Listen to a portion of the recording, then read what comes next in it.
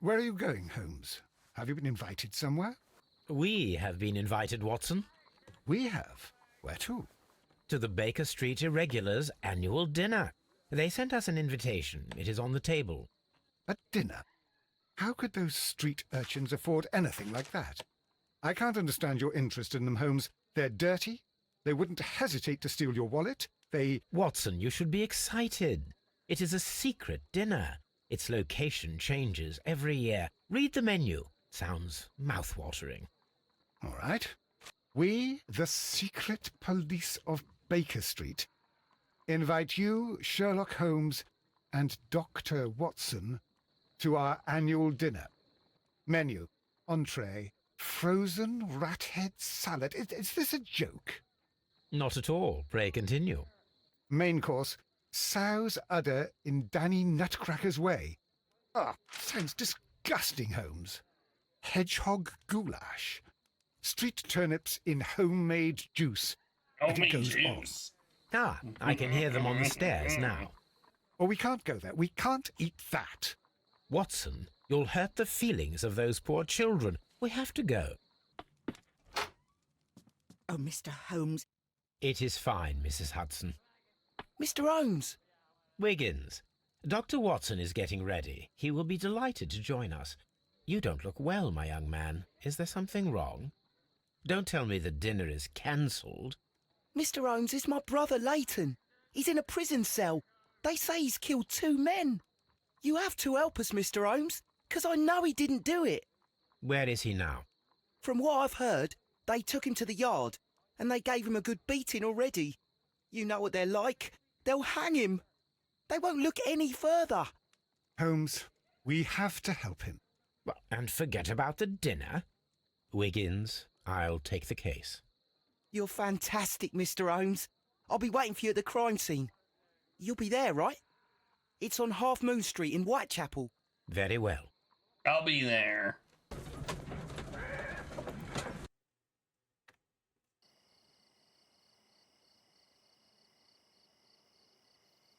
I don't entirely remember what happened here. Yeah, I don't want to go that way.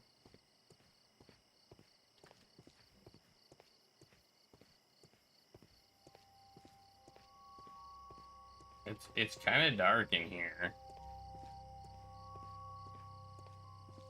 Like, I'm gonna call it quite dark. Well, there's a murder.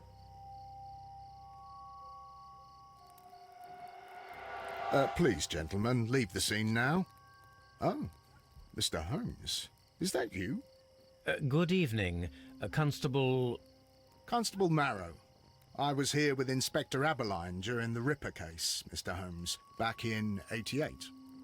But then this is nothing like that case. With this one, we've got the murderer, the weapon, and the statements, which speak for themselves. Of course, Marrow. But you know that appearances can sometimes be deceiving. Yeah, Marrow. Who were the victims? The 2 men here, both shot. The stab fellow was Brian Vercotti, a well-known ruffian. The other, Kenneth Butler, a jeweller by trade. You spoke of statements. You have witnesses? Well, I was there, so I gave my own statement. And then there were 2 other witnesses who said they saw the killer Chapman. Mr. Turner, a gentleman who lives in that flat over there. And Polly Powell, a flower seller, who was over at the far side of the street.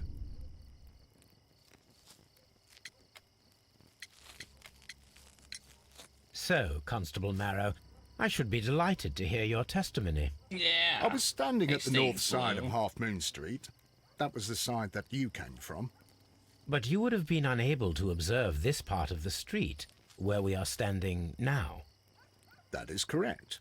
But I saw the 2 victims slowly enter Half Moon Street, and then shortly after, the fireworks started. A few minutes after that, the fellow Chapman rushed towards me and ran into Half Moon Street. Please continue. I didn't pay attention, but suddenly I heard a woman's cries and police whistles on the other side of Half Moon Street. I rushed over there and I saw the 2 dead bodies on the ground. When I reached Whitechapel Street, I saw Leighton Chapman. He'd been caught by 2 police constables.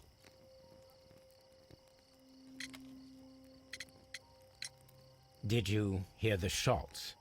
I didn't hear any shots. The fireworks were all over the sky. They were so loud I couldn't hear anything else. What were the fireworks in honour of, Constable?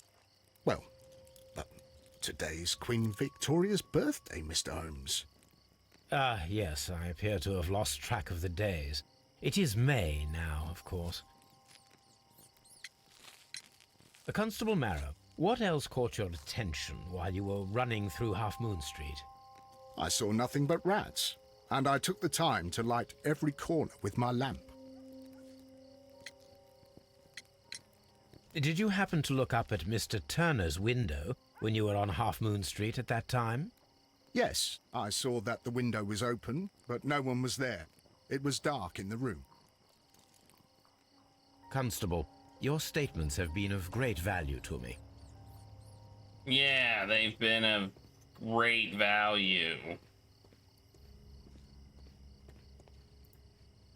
Alright, statement number 2. Good evening, Mr. Turner. I heard Constable Marrow reply to you as Mr. Holmes. Are you that detective gentleman? I've heard of you. And well, I know things about this evening. Excellent. Might we hear your story? Let's sum him up first. He's got a face. Confirmed, he has a face.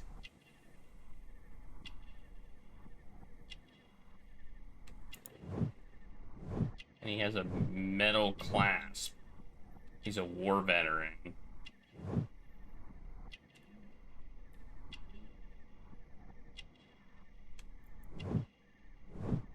He's got a weak leg and he's limping.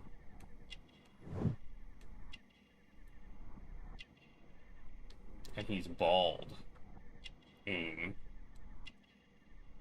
need to find one more thing. What's the last thing? It's on his hand, which is usually what we look at. Oh, there it is. Missing buttons. Man, I can barely see those.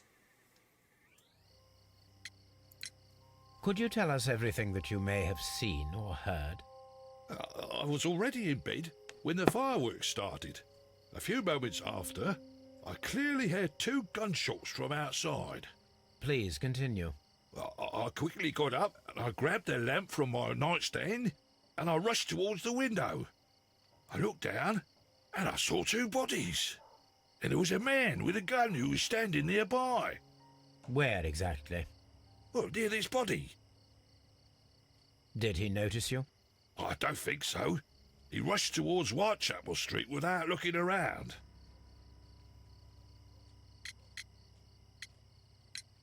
Mr. Turner, did you see anyone else in the street? No, I saw no one but that man, the murderer, the fellow they caught. Were the 2 shots you heard consecutive?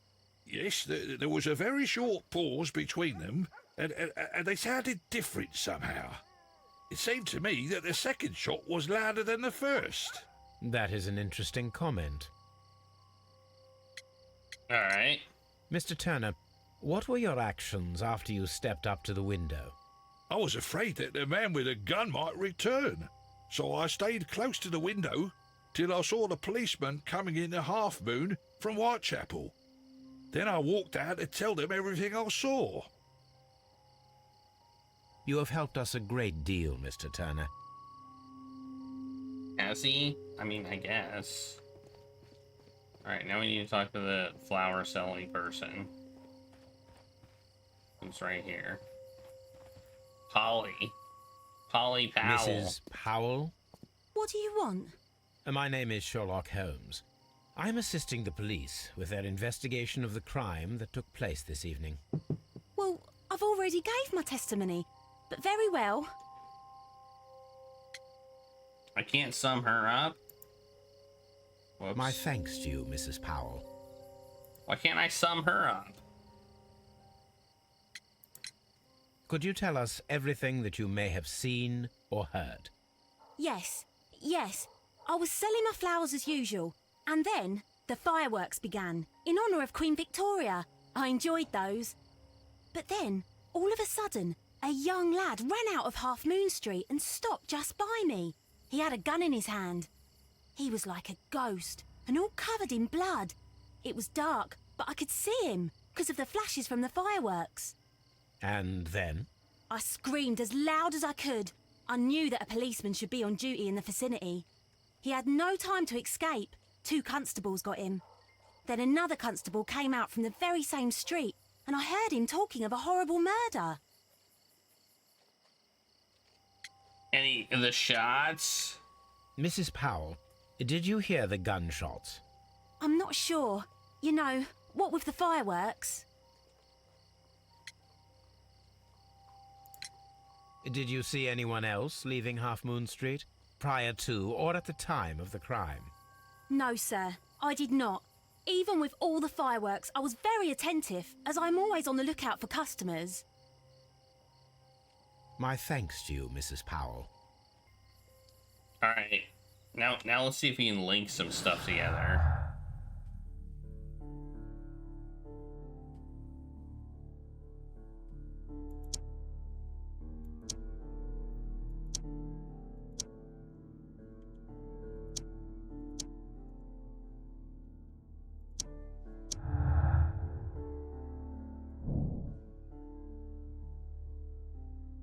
He remained at the window of his flat until the police arrived, however, with this in conflict with Morrow's statement. Yep, that is a conflicting statement.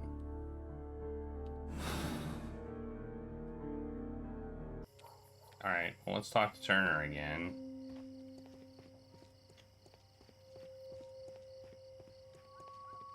Mr. Holmes, Oh, did yeah. you see my brother at Scotland Yard? I remember now. I remember. This is for Wiggins. Mr. Turner, you have stated that you remained close by your window after the crime, is that correct? Oh, yes, Mr. Holmes. I stayed at my window until the policeman arrived to examine the dead bodies. That is very interesting, Mr. Turner. Constable Marrow stated that he did not see anyone at the window when he was running through Half Moon Street.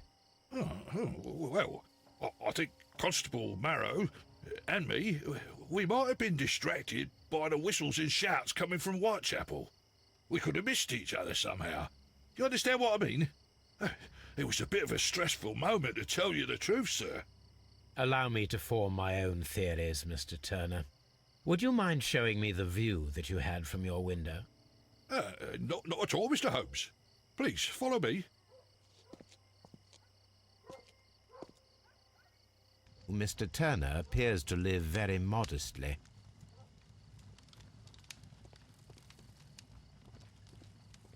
Let's just look at his place.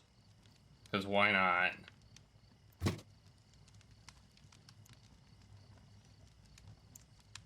This walking stick is broken.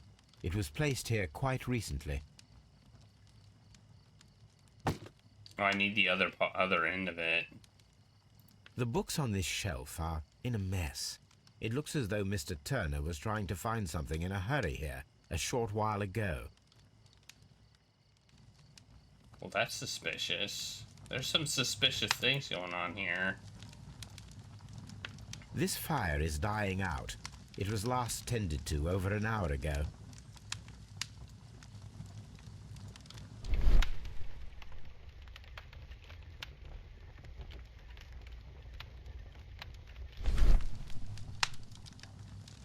The papers are almost entirely burned.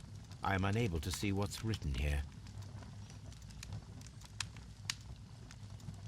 These words are illegible. The papers were thrown into the fire just a short while ago.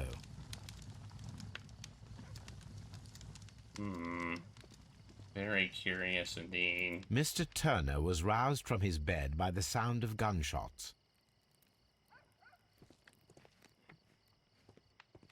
That also seems suspicious because there are fireworks going off. Does that not seem suspicious? Like, I mean, I guess they were right outside his window. If they were right outside his window, maybe that's not as suspicious as it seems, but...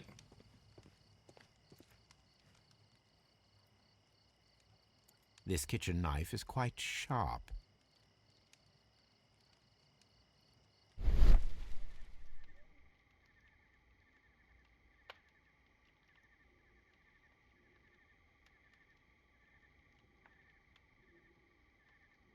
There are pieces of shredded paper scattered over the table. This kitchen knife was used to cut the paper.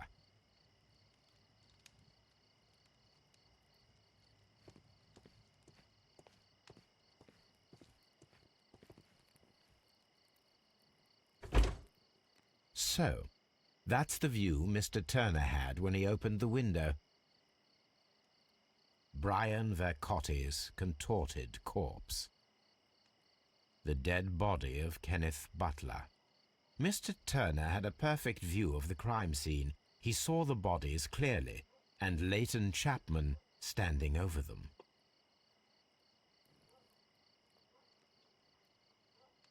Yeah, I don't think he did it. I think he may have done it or know who did it.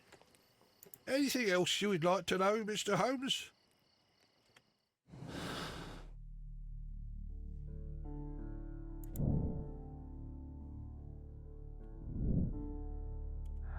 Any more clues? No.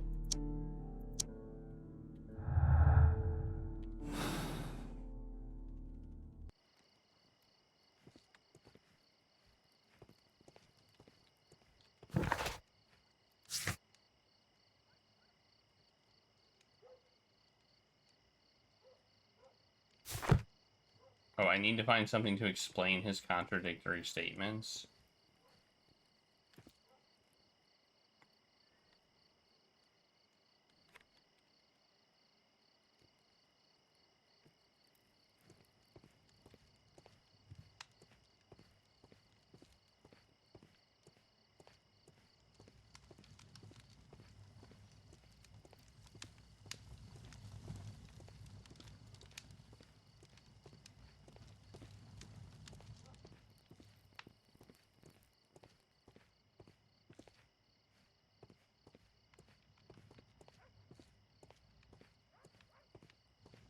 I don't see anything in here.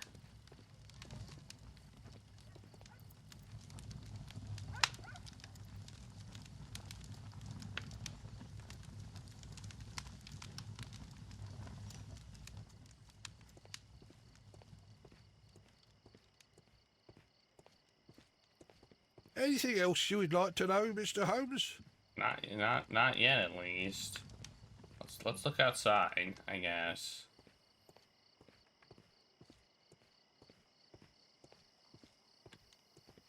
I played Gabriel Knight 1 and 2.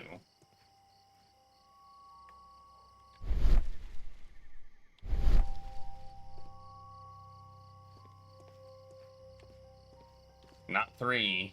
We haven't played 3. I don't think I've ever played 3, actually. Oh, let's look at the bodies. Seems like a good idea to look at the bodies.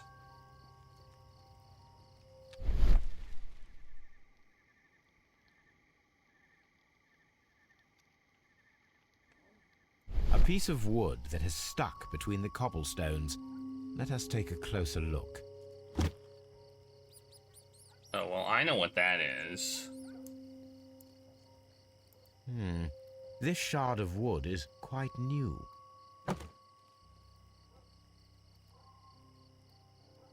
The bullet struck his head. This man didn't stand a chance.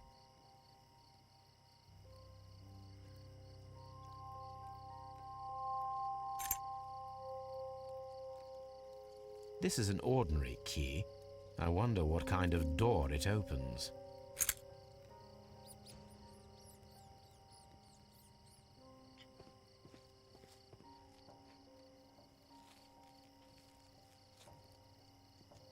A tattoo from Westgate Prison. Vercotti must have done some time there.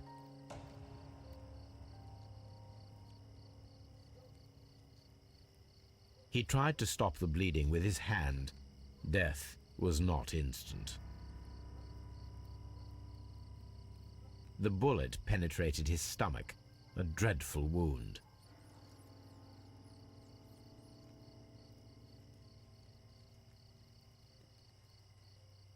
Brian Vercotti suffered greatly. What a terrible way to die. Kind of what it looks like.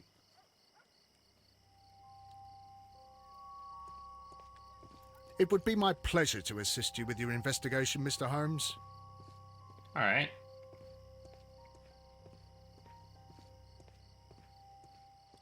What a dreadful way to die.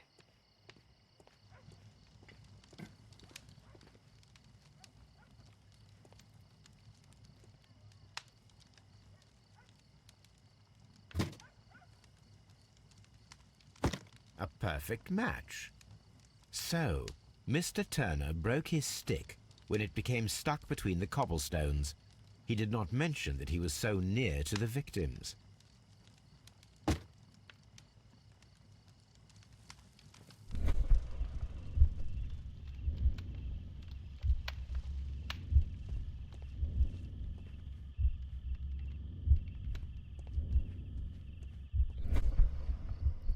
Anything else you would like to know, Mr. Holmes?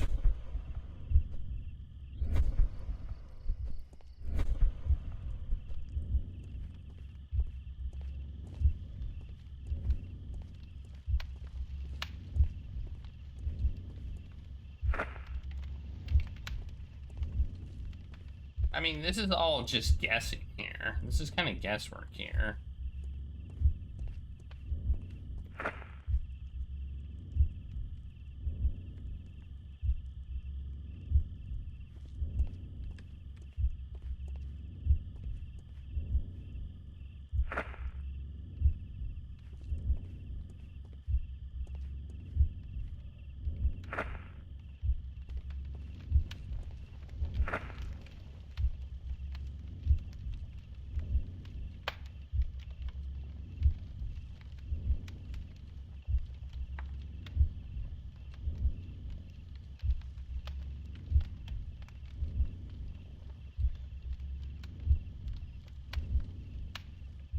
No, it didn't happen this way.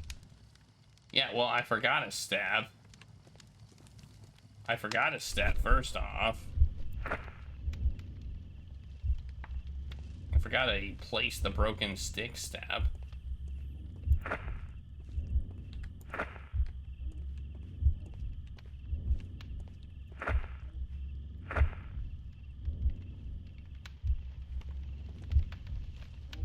But he's got his thing right now. Oh, I see. Threw something in the fire. Okay, and then he cut up the thing. Alright. I think that might be what happened. Let's watch it.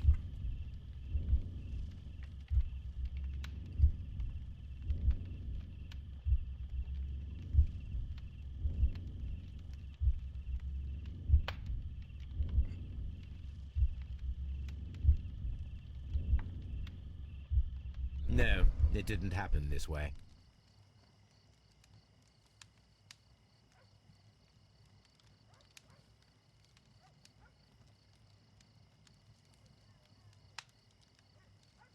Okay. I hate that we really don't have any legitimate evidence to figure this one out.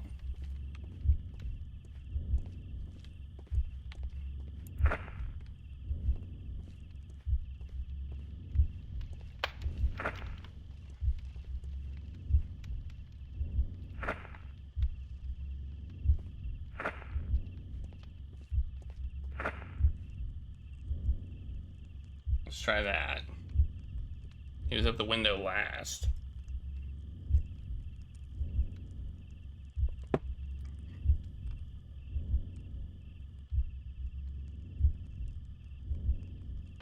No, it didn't happen this way. Okay.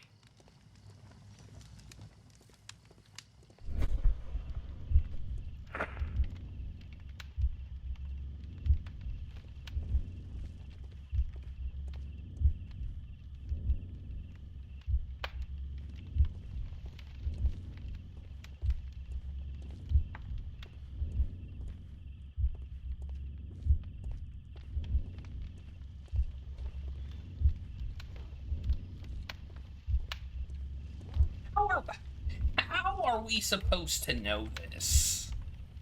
Like, legitimately, how are we supposed to know this? Like, this seems like just... This doesn't seem like a Sherlock Holmes-esque, like, summation here.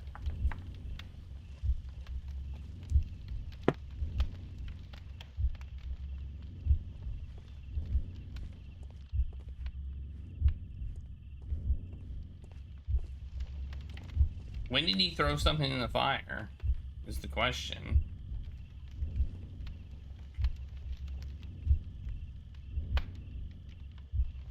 I guess we can throw something in the fire there. Maybe it was like, maybe it went like this.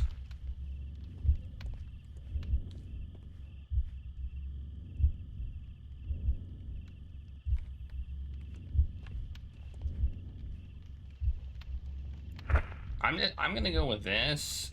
I don't know how we're supposed to know this. Like, I don't quite understand how we're supposed to know this.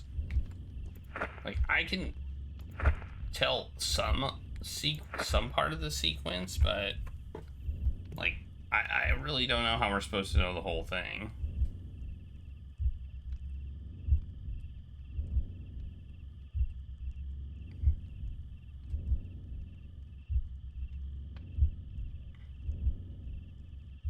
No, it didn't happen this way.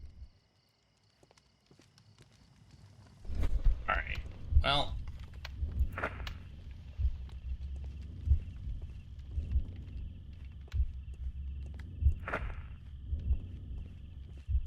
The window, he said the window was open. So he opened the window there. He did say the window was open. So he opened the window here. He did say the window was open. So I think we do know that. Did he... Maybe he threw something in the fire, then he went to the body? Then he came back, placed his staff, and then got the papers.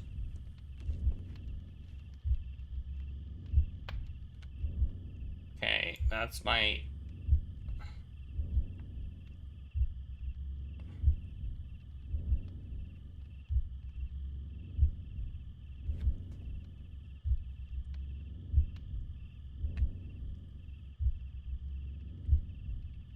No, it didn't happen this way.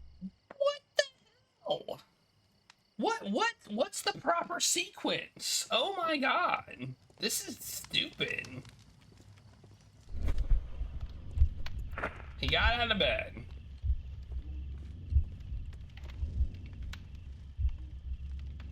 He threw something in the fire. He opened the window. No, he didn't approach the body. He opened the window. He opened the window. Ah!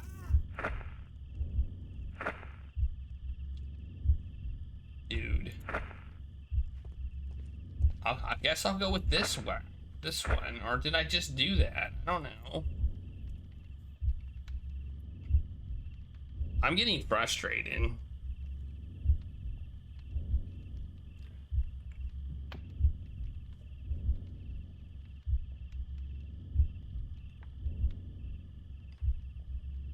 No, it didn't happen this way.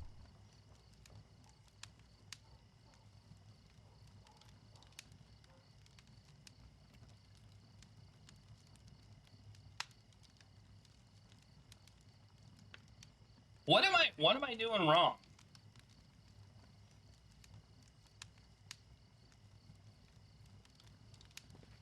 Does it really freaking matter when he threw something in the fire? I mean, does it really matter? I mean, is that sequence really that effing important? I mean, he got out of bed. Now, did he throw something in the fire then? Or did he open the window? I don't know. How am I supposed to know? I don't know.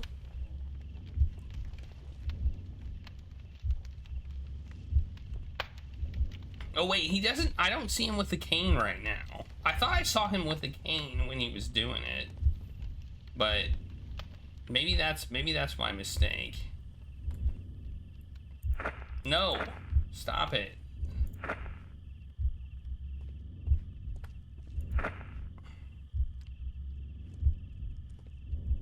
Wait, what?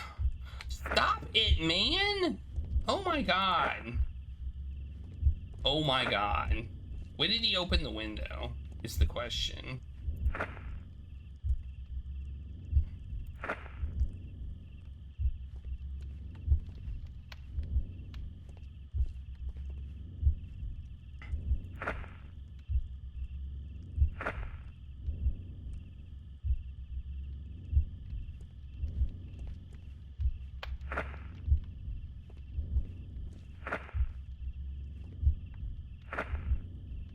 Sure, we'll try that.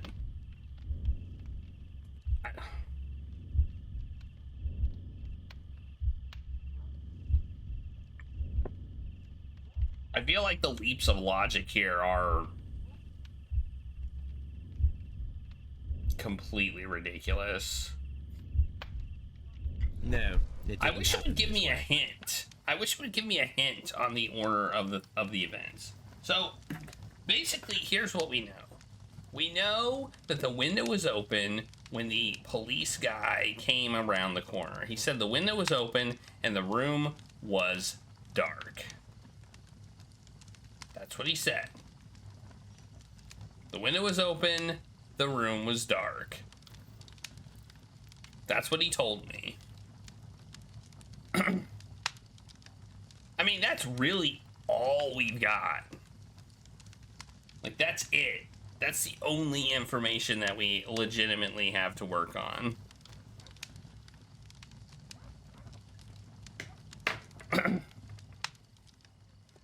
Like, that's it. That's the only information we have to work on. We don't have any other information to work on. Other than we know that he took his, we know that he broke his staff, on the street. That's it. We don't have any more information to work on. So my assumption is, so when did he open the window? I don't know. At some point. He opened the window at some point. Probably fairly early.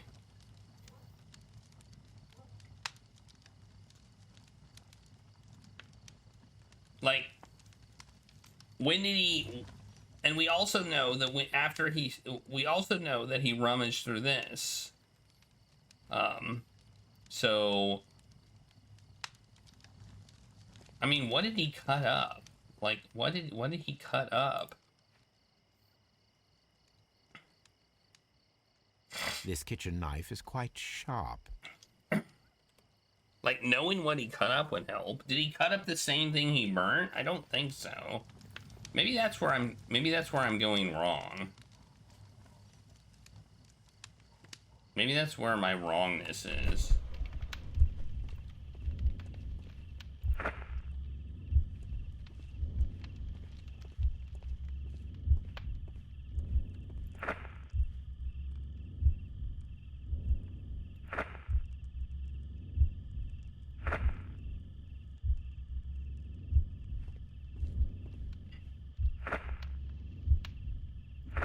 No, he opened the window, then approached the body.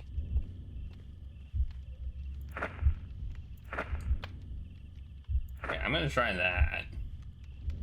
Dude, I'm not gonna try every single freaking sequence.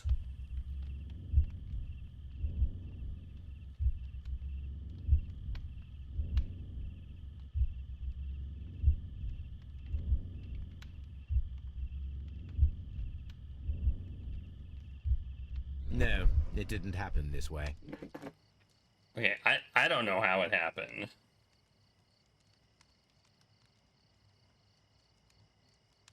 Any other clues that we have? I mean, we have one clue. We have one clue on this. One clue. And they expect us to have an entire sequence, which doesn't make any sense to me.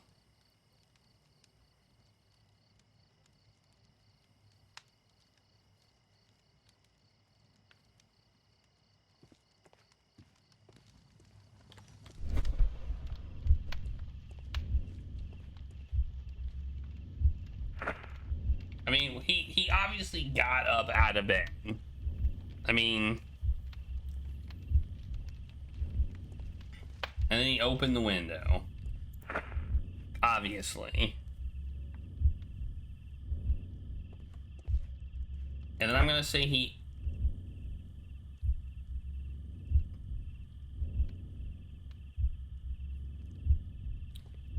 I did this sequence. I did this sequence. This was like one of the first ones that I did.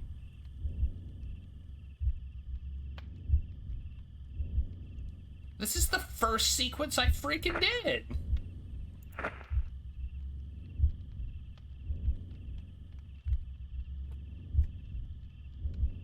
This is the first one I did.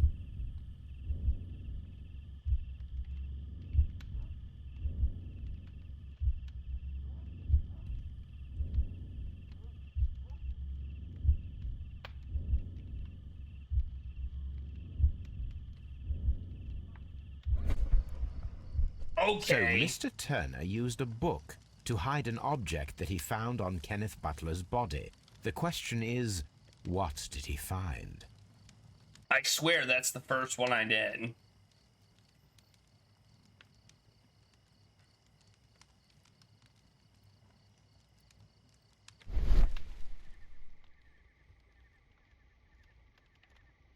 I can see prints from greasy fingers upon the cover of this book. Let us take a closer look. Well now, what a find! A precious jewel, concealed inside a book.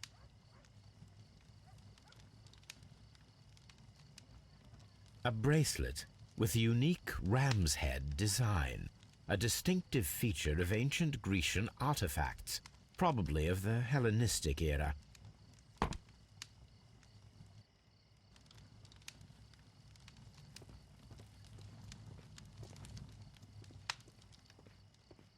He didn't even notice, huh?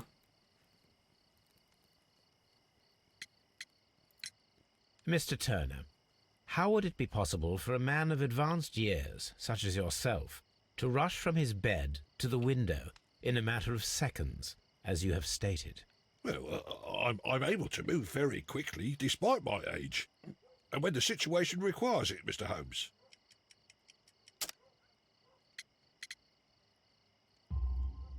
I highly doubt that, Mr. Turner. I observe that you suffer a severe That was limp garbage. due to your injured right leg. It would have taken at least 10 seconds for you to approach the window. That means you could have easily missed something or someone in Half Moon Street during that time. You're right, Mr. Holmes. I could have missed something. But it did seem to me that everything happened so quickly. Time can pull tricks on you.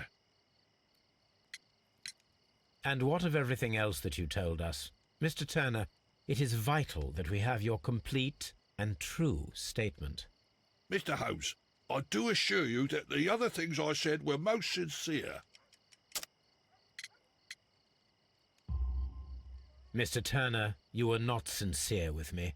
Not then and not now. But Mr. Holmes... This, Mr. Turner, does not look like anything that a poor man might possess. It is worth more than the home that you live in.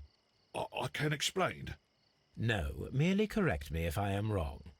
You saw Leighton Chapman through the window, but you also noticed a glittering object on the ground, this precious jewel.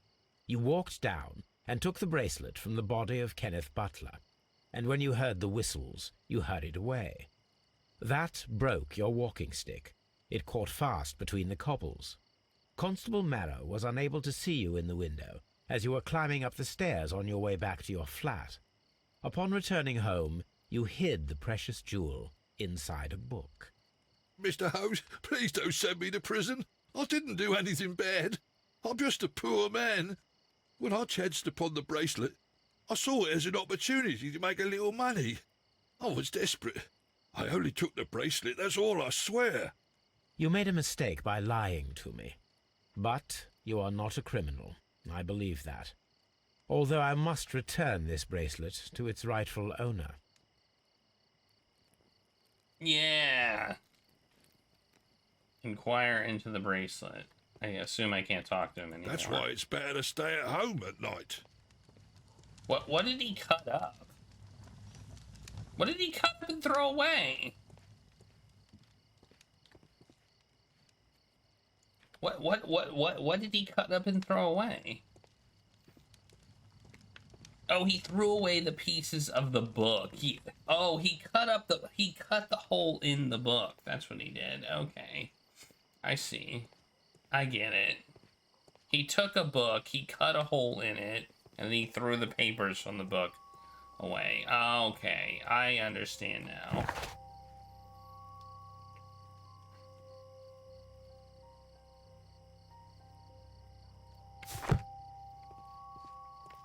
It would be my pleasure to assist you with your investigation, Mr. Holmes. I'm always wondering what's on your mind, Holmes. Yeah, we're going to Scotland Yard.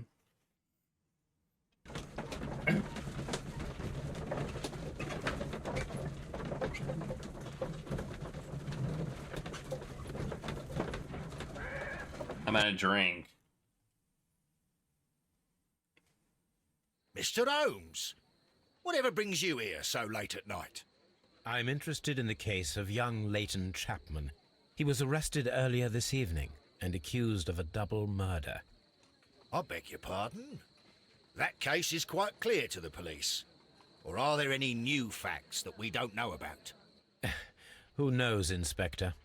Look, you are free to investigate, of course, Mr. Holmes. Chapman was arrested with a revolver in his possession, which you can find in the evidence room. The suspect himself is in custody. Did you find anything else on his person? A few personal belongings. Nothing particular, Mr. Holmes. Thank you, Lestrade.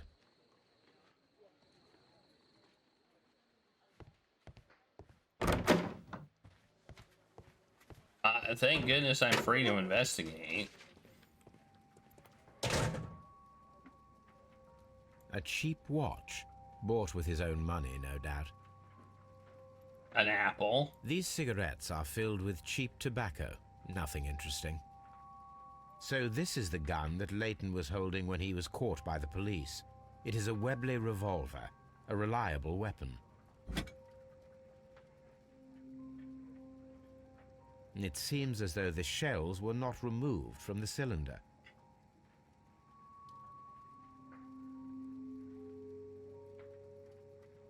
It seems... What else can I find about this gun?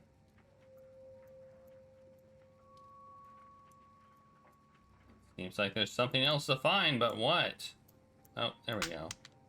Oh, there we go. I can... 2 out of the 6 shells have been fired. There were 2 shots.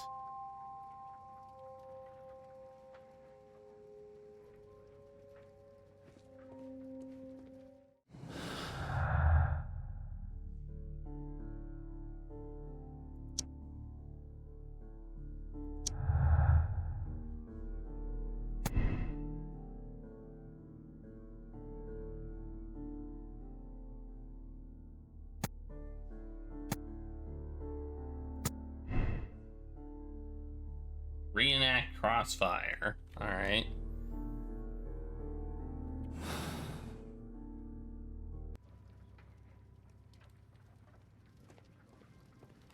Oh, we have other clues too. Anything else that would help?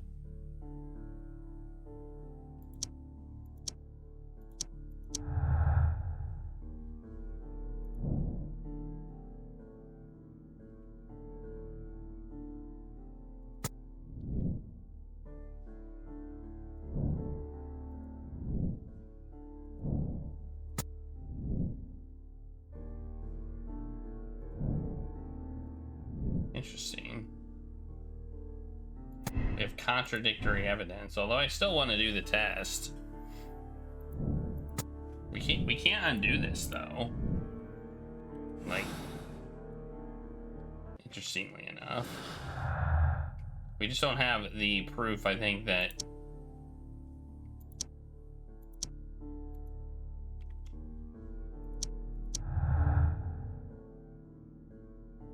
that gets us a different one.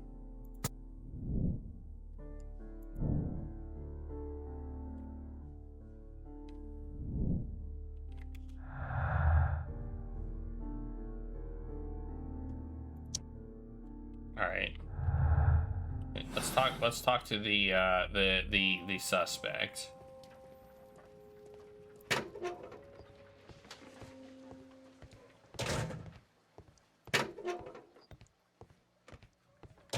Please escort this suspect for interrogation. Good evening, Mr. Chapman. Who are you? I've got nothing to say. It's all a mistake. Calm down, Leighton. I have come here to help you. To find out if you truly are innocent, as your younger brother Wiggins has told me. My brother? You know him? Then that means you're... Sherlock Holmes. Oh, blimey. All right, Mr. Holmes. I'll tell you everything. Well, let's sum him up first. He's got a scar, and he has a face.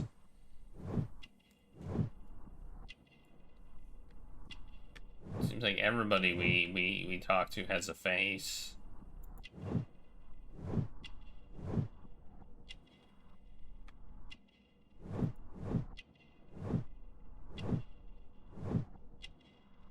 Fancy scarf.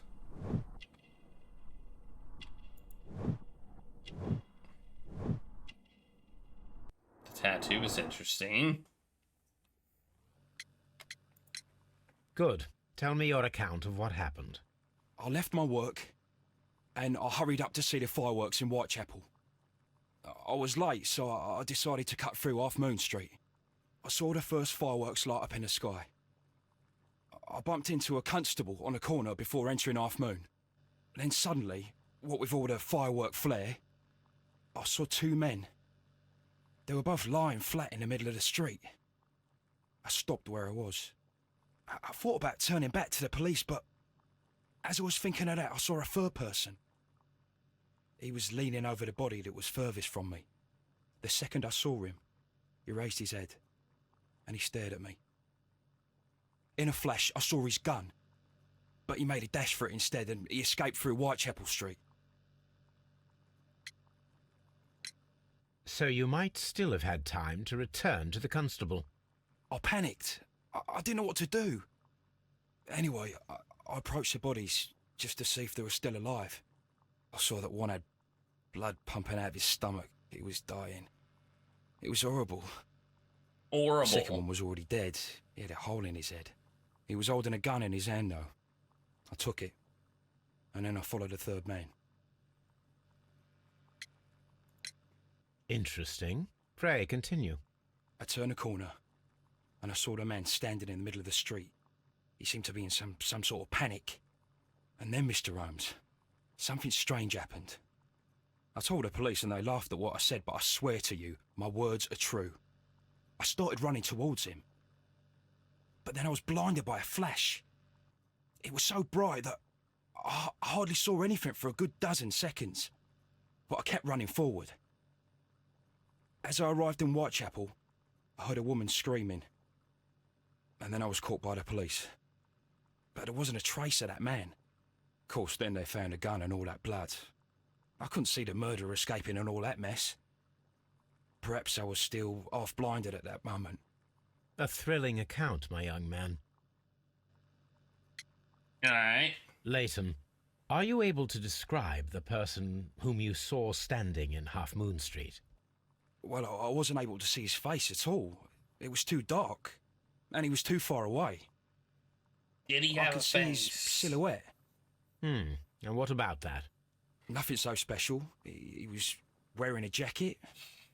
He was quite average in size and his weight. I see. Was there anything else that struck you at the time? No. But perhaps... It's strange, but I can't remember the sound of his footsteps as he was running away. Perhaps it was because of the fireworks or the surprise of me seeing him. He was wearing slippers. Leighton, I confess I am puzzled. Why should a young lad like you take a gun from the hands of a dead man and set off in pursuit of a probable killer? I know. I keep wondering that, but at the time it was like a reflex. A criminal ought to be arrested, and he was armed. You were willing to risk your life. That was a little foolish, unless... You wanted revenge? No, Mr. Holmes. I was just being brave and stupid.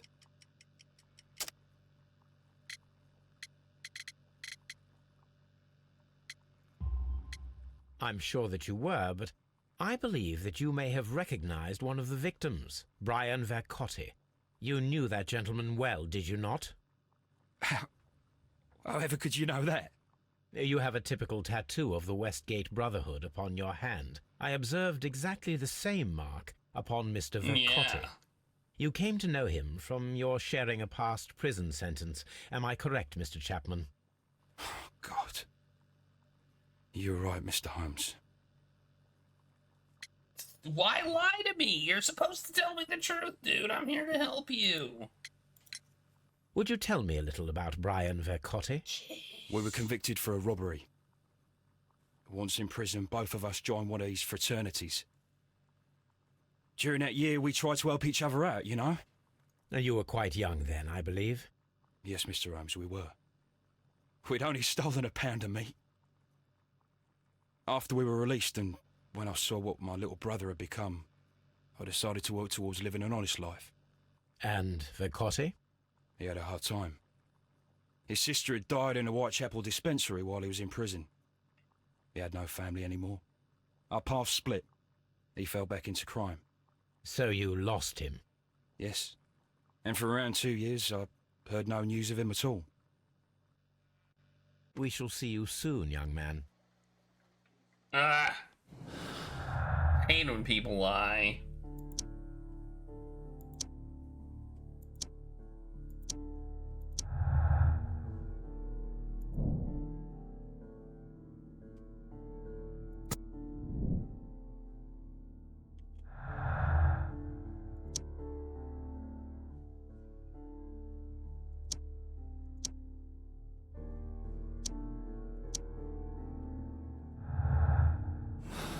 Alright. You can do an experiment now. What's my next thing? Possible crossfire. Investigate the ancient bracelet and find out how it could have been. That's probably a archive search.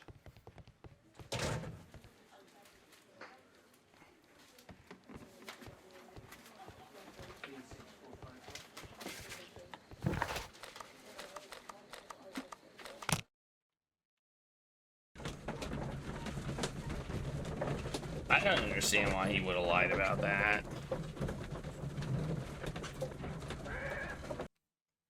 I mean, he didn't really lie. Like, I never asked him if he knew him, and he said no. You know?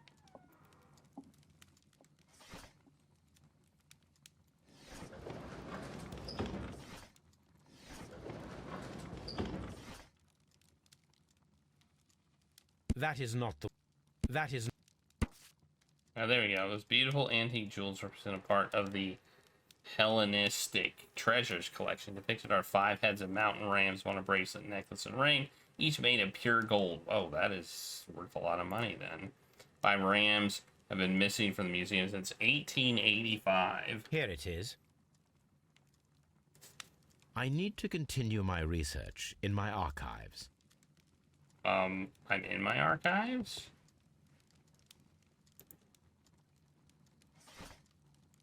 Oh, 1885. We need to find out about the stolen treasures. The treasures were stolen yesterday evening while being transported by a cab on their way to the British Museum. Pawn owner Kenneth Butler contacted Scotland Yard that night and provided information regarding a gentleman who had attempted to sell him a collection of historical art at his pawn shop in Church Street. The police have since captured the described man, a professional thief by the name of Vincent Foley, who had been in the process of escaping London via the port. He was recognized by the surviving driver of the cab and had transported the treasures, transported the collection of treasures. Vincent Foley refused to confess as to where the remainder of the treasures were hidden. He was eventually imprisoned. The lost treasures are still to be found. Here it is. Okay. One of the victims, Kenneth Butler, was involved in the story of the stolen Hellenistic treasures. A visit to his pawn shop should tell me more. Alright. We can go to the pawn shop now. How do we do this experiment now? I'm always wondering what's on your mind, Holmes. How exactly do we do this experiment? Oh, examine the dead bodies and perform a reenactment. Okay. So we have to go back. Alright. I'm guessing we're not gonna, like, prop up the bodies and be like, ah, I'm a body. I'm a live person. Use them as puppets or anything. That would be silly.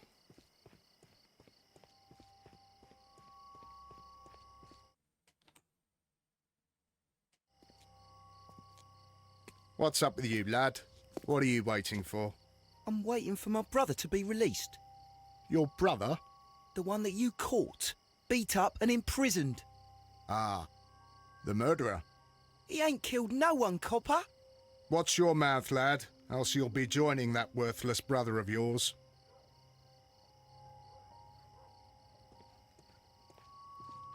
It would be my pleasure to assist you with your investigation, Mr. Holmes.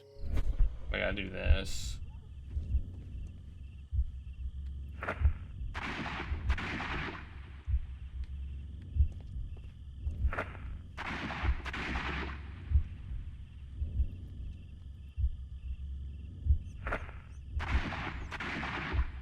What am I supposed to do here?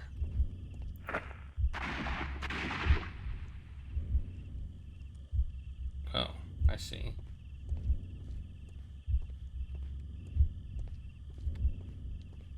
I am unable to see any higher. I need to find something to lift my lamp.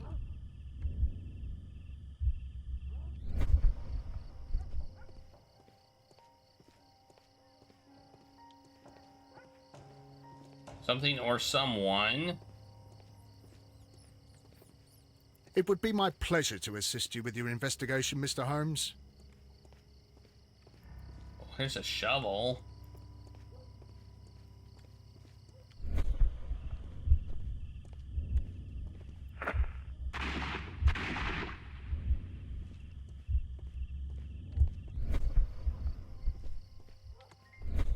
I am unable to see any higher.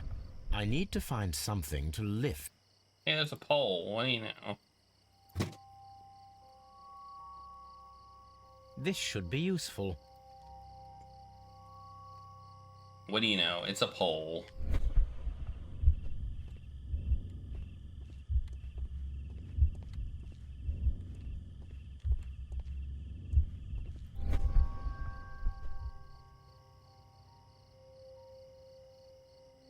Oh my god, this is so hard to see.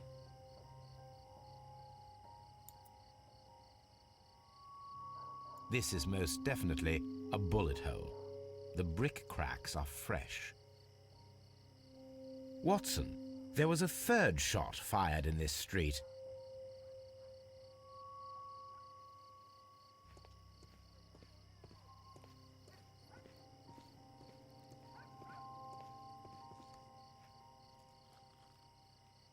This guy also shot.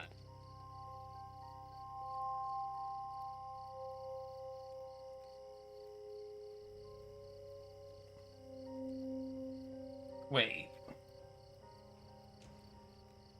That's still not evidence of a third shot. Wait, he had the gun. Oh. Because he's dead. He didn't shoot himself. Alright, I got it. He didn't shoot himself. Okay, yeah. Yeah.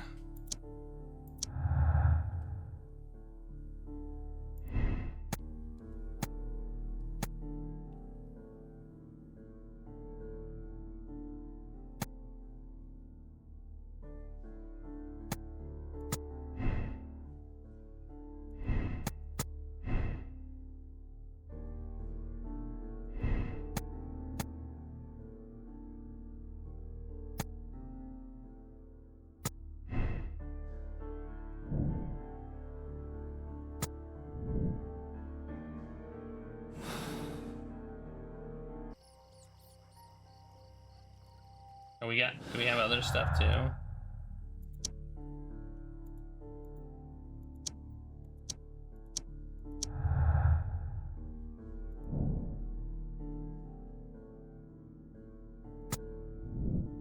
Disappearing man. Alright.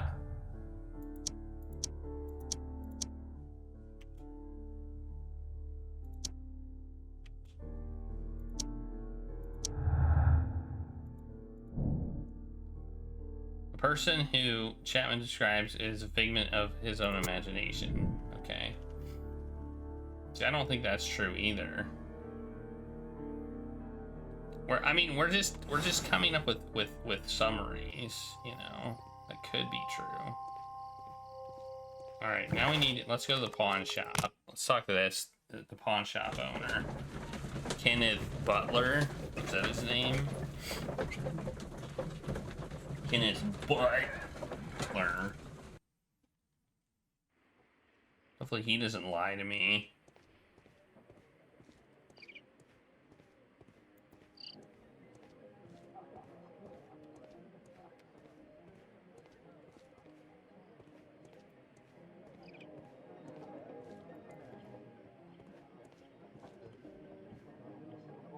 What are they doing in there? I don't know. Oh, here we go.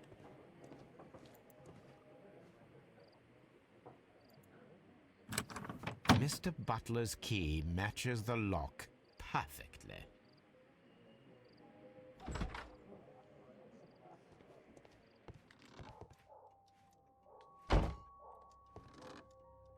Man, this is a dark mission. Like, it's dark. Crampons and a sharp ice axe would only be brought here by a mountaineer.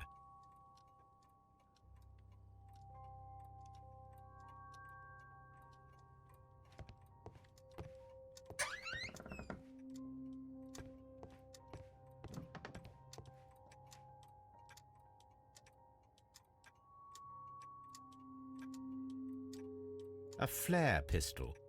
Perhaps it was pawned by a destitute sailor.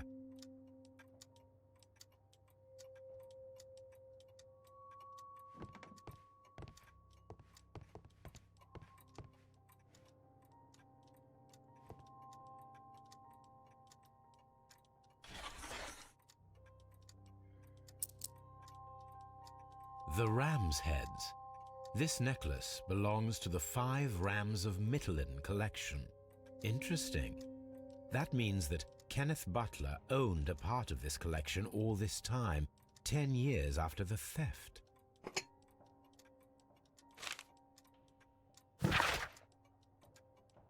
Hello, Kenneth. I remember you once told me about 3 pieces of golden jewelry with ram heads from ancient Greece. You still got them, right? Well, good news for you. I found a man loaded with money who's crazy about those jewels. He's ready to fork over a small fortune. I can arrange a meeting with this money bag for you, but I want you to cut me in on the deal. I'll be waiting for you at the crossing of Great and Half Moon Street on Sunday evening before the fireworks. Okay, well, there's a meeting. It looks as though Mr. Butler kept a careful record of his operations. Okay.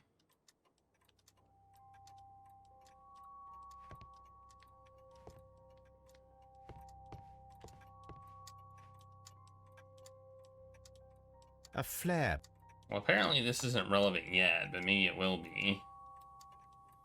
I don't know. I mean, I guess it will be. It's considered an object of interest, so we need mountaineering equipment. We know where to get it. We need a flare. If we need a flare thingy, we know where to get it.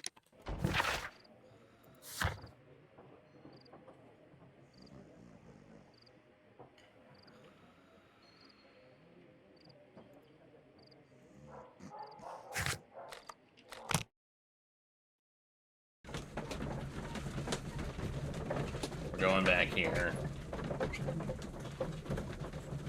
Do we have new clues? I feel like that is definitely a...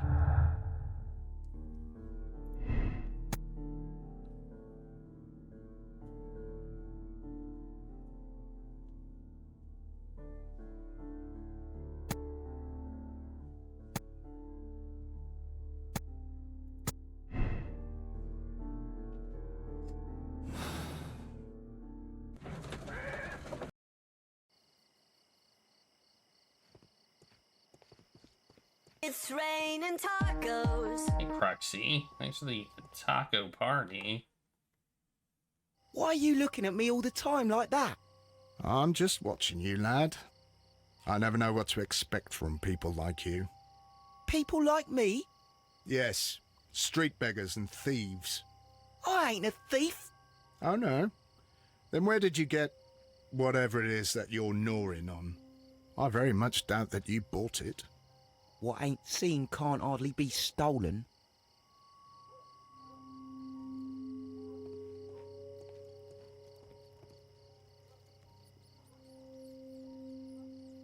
Constable Marrow, I would value your assistance in this investigation. It would be my pleasure, Mr. Holmes. I would like to make sure that there are no places in Half Moon Street where a man could hide while you were running through it with your lamp. All right, Mr. Holmes, what should I do? Take your lamp and start walking, just as you did before, and try to find me. Understood.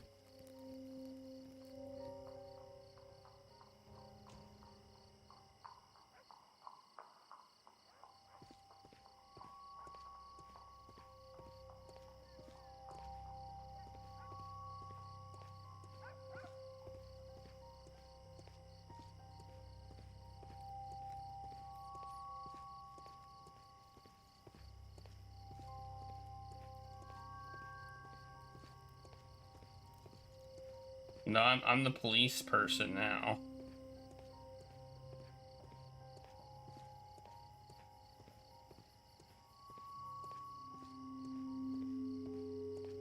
No, this is not how I walked at the time of the crime. I was more attentive.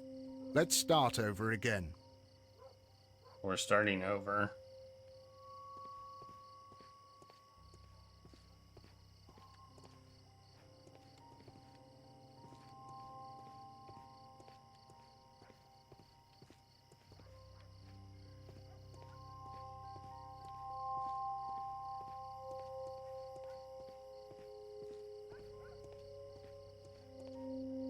I can see you very well, Mr. Holmes. All right, Constable. Let's try again. I'll find another place to hide. We're playing hide and seek now. Here you are, Mr. Holmes. All right, Constable. Let's try again. I'll find another place to hide.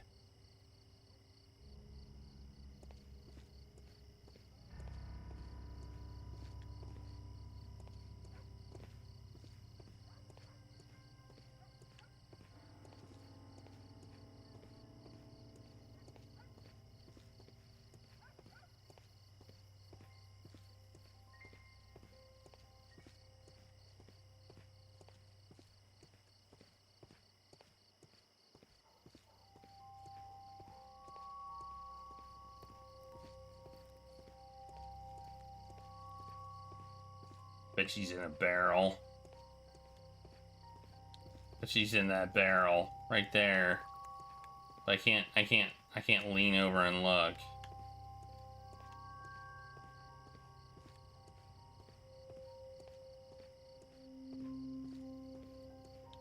Mr. Holmes, it wasn't difficult to find you at all. It is obvious now. No one could escape Constable Marrow's lamp while hiding in the street. It would be my pleasure to assist you with your investigation, Mr. Holmes.